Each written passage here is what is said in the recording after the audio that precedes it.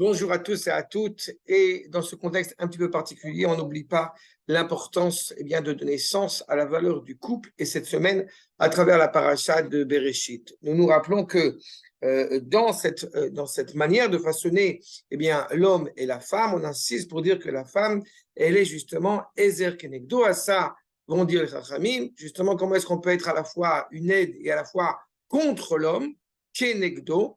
Ezer Kenegdo, si elle est une aide, comment pourrait-elle aller contre son mari? Et si elle va aller contre son mari, comment pourrait-elle être une aide? En réalité, il m'apparaît important, il m'apparaît impératif de rappeler ce que nos maîtres enseignent sur le, justement, Zacha. Eh bien, elle sera un Ezer, il a mérité, elle sera une aide, il n'aura pas mérité, elle sera contre lui. Et j'insiste sur ce point de Zacha, parce qu'on peut le comprendre de deux manières. On peut le comprendre effectivement d'avoir mérité, mais on peut le comprendre aussi, et je pense que c'est essentiel justement pour la vie du couple, de comprendre cela dans Melachon Zikr, que nous avons fait encore une fois un nettoyage, un travail, un effort. Il est particulièrement délicat pour un jeune couple de comprendre ce passage de l'un à être en réalité deux, qui sont une entité, qui sont une unité beaucoup plus grande et beaucoup plus vaste. On ne pourrait pas décider de faire encore une fois, ce qui nous passe par la tête quand on est, quand on a le privilège de forger ce foyer. Et en cela, justement, il m'apparaît essentiel de bien comprendre ce qui se passe, dans quelle mesure la femme est-elle justement un Ezer, si justement, l'homme comme la femme se sont enquéris, se sont préoccupés de pouvoir rendre encore plus méritant par le travail, je répète, par le travail constant, par le travail des vertus, par le travail encore une fois, de la vitalité du couple. Alors, il est évident que de manière générale, il est tout à fait souhaitable et tout à fait notable que la vie d'un couple se passe dans les meilleures manières.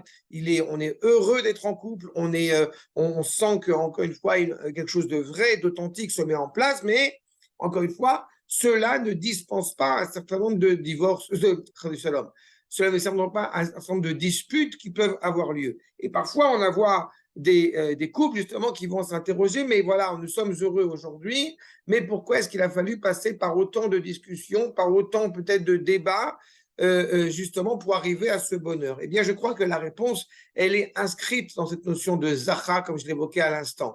Plus nous allons justement travailler sur la santé, sur la vitalité de notre couple, dans la compréhension que c'est 1 plus 1, comme disaient mes maîtres, c'est 1 plus 1 égale 1, plus nous sommes conscients, encore une fois, de la valeur vitale, de la valeur organique de ce couple, plus, évidemment, nous ne serons pas l'un contre l'autre, mais au contraire, de s'aider mutuellement l'un l'autre. Et j'ajouterais que justement, Kenegdo, nous nous rappelons au moment de la Torah, au moment du don de la Torah au Har Sinaï, où le Ham Israël est en face de la montagne, et Keneged Ahar, il n'est pas justement contre la montagne, c'est justement parce qu'il est capable de garder ce rapport bilatéral, ce rapport de face à face, que justement, il y a une prise de conscience de la vitalité et de l'organisation vitale, je répète, encore une fois, de la valeur de ce foyer qui se met en place.